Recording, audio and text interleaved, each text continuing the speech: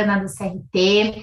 Quero agradecer também as colegas que falaram antes de mim, foi muito bom ouvi-las. Para nós, em ONU Mulheres, é muito especial estar nesse espaço discutindo essas carreiras que nós chamamos de STEM, né, que são as carreiras das mulheres nas ciências, matemáticas, engenharia, tecnologia, carreiras não tradicionalmente ocupadas por mulheres.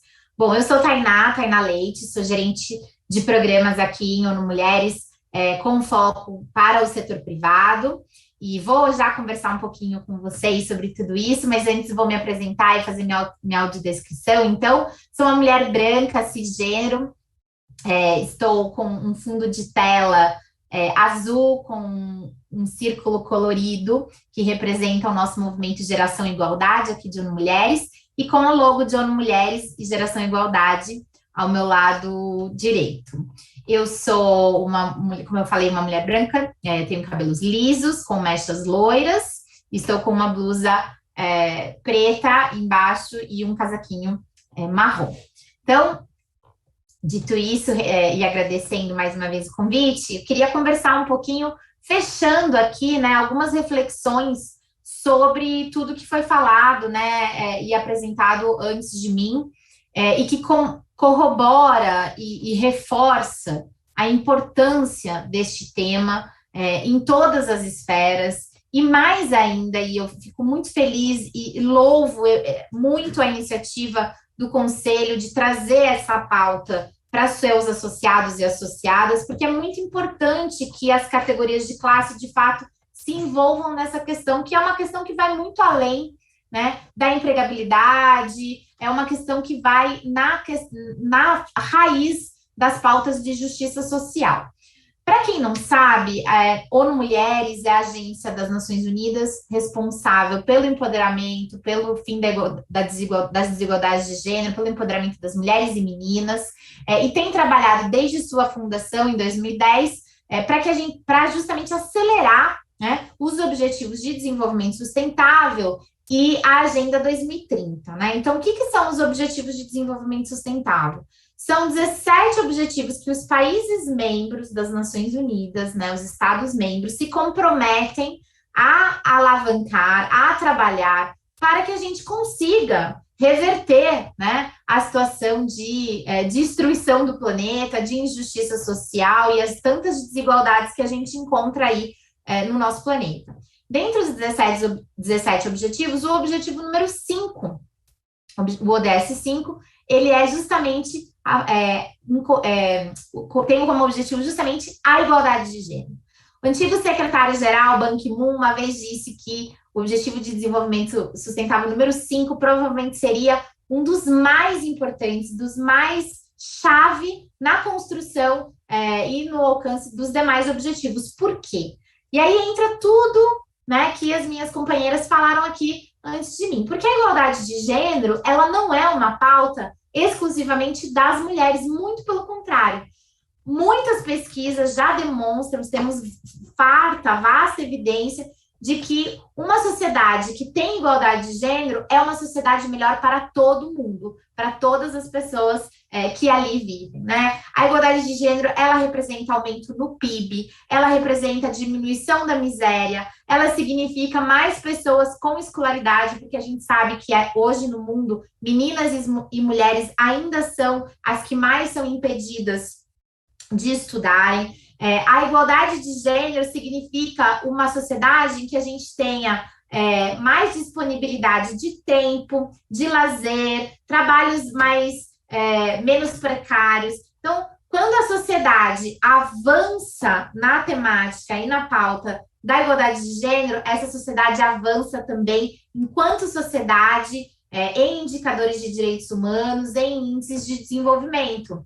Isso é a prova latente de que essa deve ser uma pauta compartilhada por todas e todos. Então, não faz sentido para nós, né, excluirmos também da nossa luta, da nossa agenda, homens, tanto enquanto aliados, mas também como beneficiários dessa agenda da igualdade.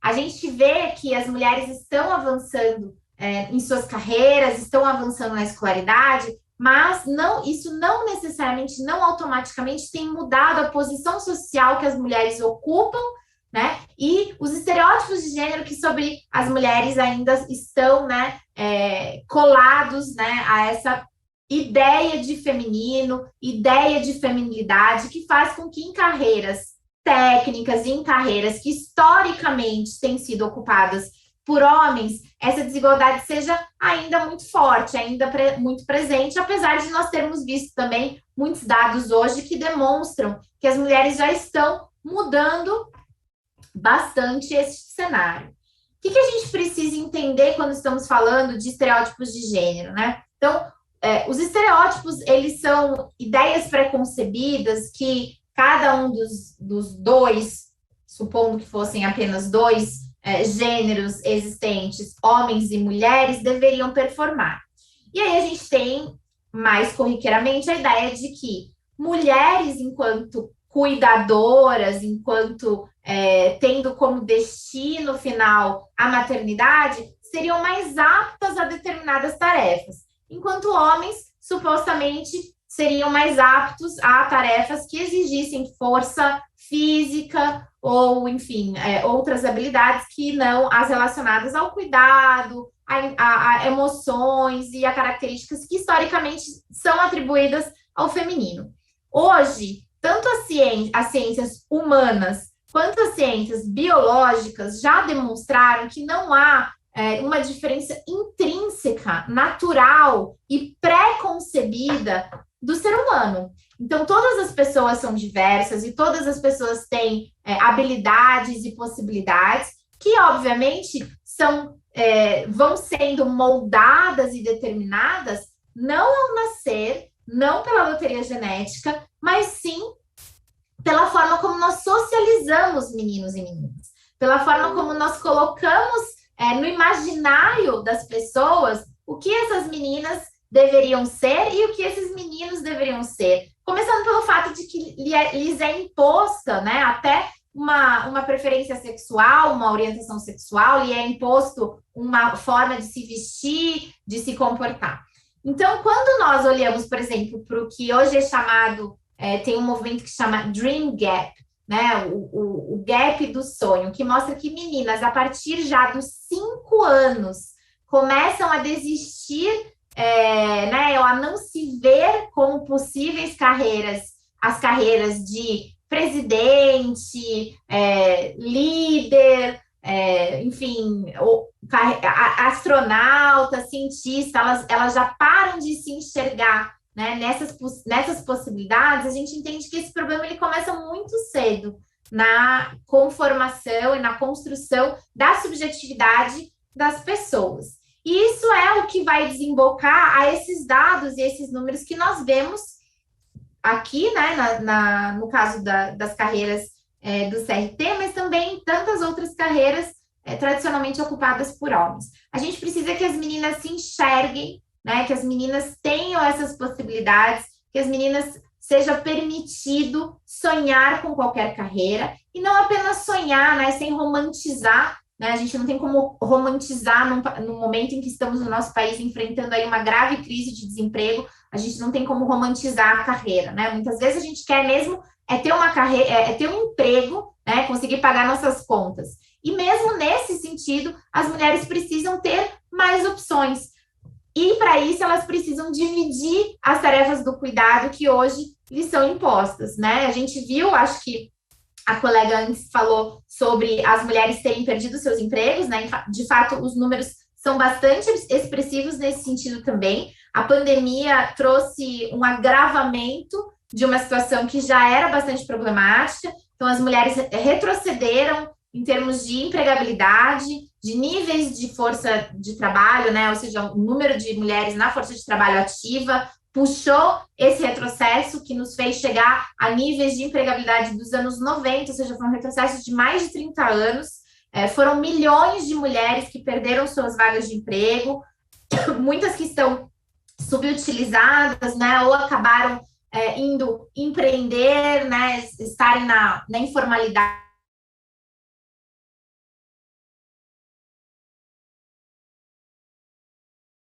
Será que vocês estão me ouvindo? Ah, sim. É que travou o Igor travou para mim, eu achei que talvez eu tivesse travado.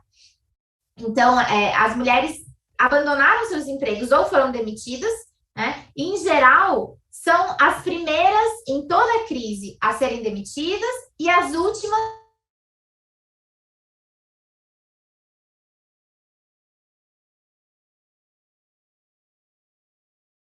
responsáveis pelo cuidado, pelas tarefas de cuidado, por ficar com as crianças, por cuidar dos idosos e por ter que conciliar todas essas atividades nas suas vidas. Então, o principal objetivo, quando a gente está falando dos ODS e aí dos princípios de empoderamento das mulheres, que eu vou falar rapidamente agora também para vocês, que são 7 princípios que todas as organizações podem se comprometer e implementarem dentro das suas empresas, a importância disso tudo é para a sociedade inteira, é para que a gente tenha um mundo em que a gente consiga enfrentar crises de forma mais igualitária, que a gente consiga com que todas as pessoas tenham acesso à empregabilidade, que todas as pessoas tenham acesso à educação, e mais do que a educação, a formas dignas de garantirem o seu sustento e formas desejadas por elas mesmas e não impostas por estereótipos que são pré-construídos e que não nos levam a essa sociedade mais justa.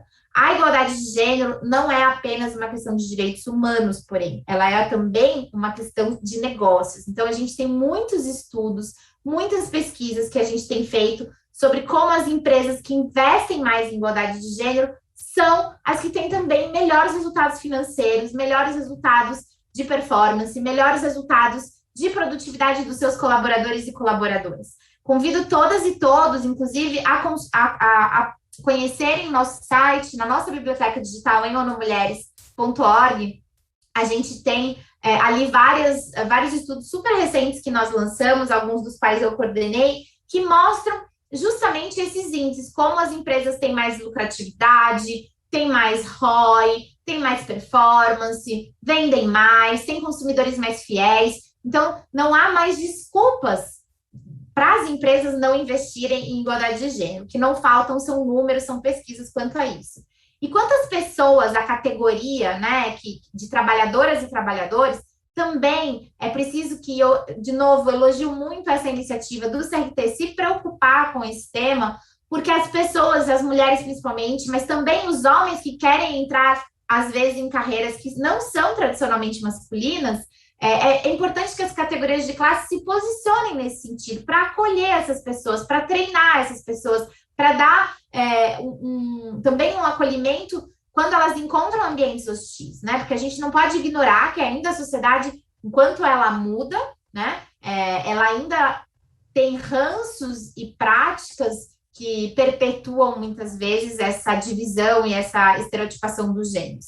Então, quando a gente tem uma sociedade, uma organização de classe acolhendo essa realidade, colocando essa pauta, a centralidade dessa pauta sob os holofotes, é muito importante, porque isso faz com que efetivamente as pessoas visibilizem o tema, elas se sintam acolhidas e acreditem que elas podem sim perseguir aquela carreira. Os princípios de empoderamento das mulheres são uma das ferramentas para as empresas que se comprometem a alcançar a igualdade de gênero, contribuindo para o ODS número 5, que por sua vez vai contribuir para uma sociedade desenvolvida e efetivamente mais justa, mas também nós, enquanto cidadãs e cidadãos, todas podemos fazer a nossa parte.